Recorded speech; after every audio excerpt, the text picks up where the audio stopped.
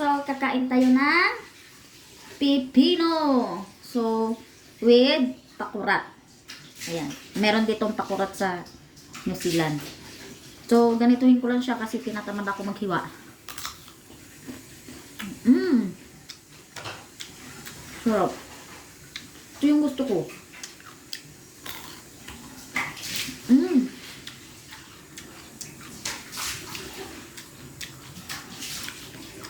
Ang sarap niya, guys.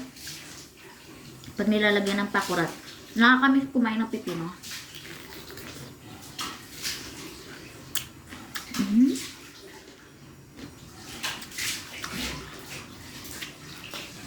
Ito talaga ang pinaka gusto ko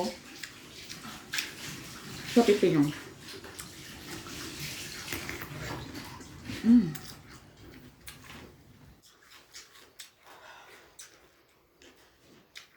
Ang sarap.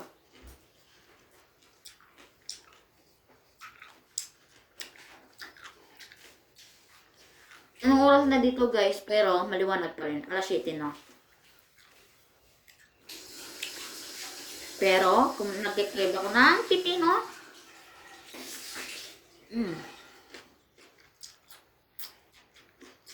sobrang sarap. Tapos marisan nyo nito. Pakurat. Maanghang siya. The best. Wala kasi dito mga mangga. So, ito yung kainin ko.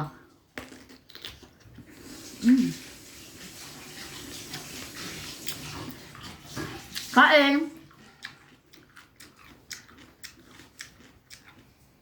Anyway, tapos na ako kumain. Tapos, maya-maya, parang gusto ko kumain ng pipino.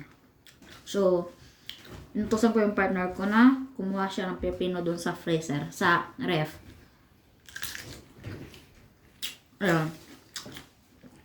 Kinamad siya maghiwa. Pero ganito na lang. Diba?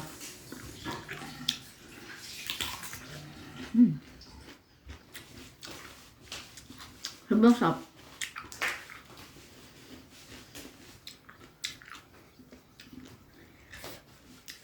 Ako mahilig talaga ako sa suka. Doon sa amin kapag may mangga, ang sarap lagyan ng suka ganito. Tapos asin. Ah, grabe.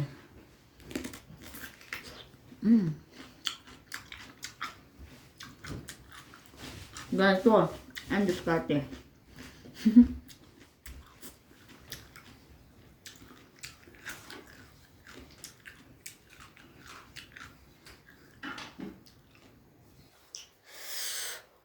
Manghang.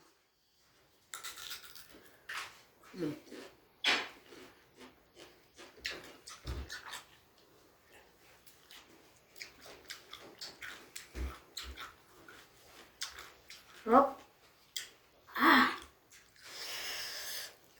Kunti na lang. Kasi, favorite ko nga to.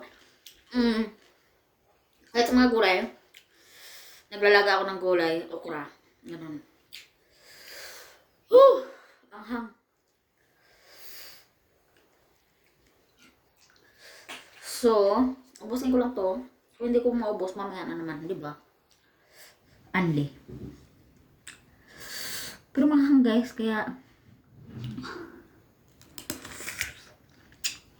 hindi ko kong popo. Malamig eh. Malamig sa sala. So, ay, so yun, nasaan ako? Yan. Nakaupo lang.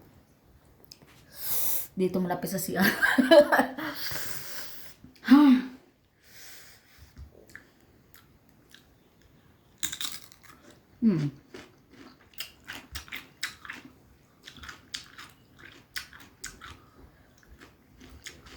So, yun lang. Bye-bye.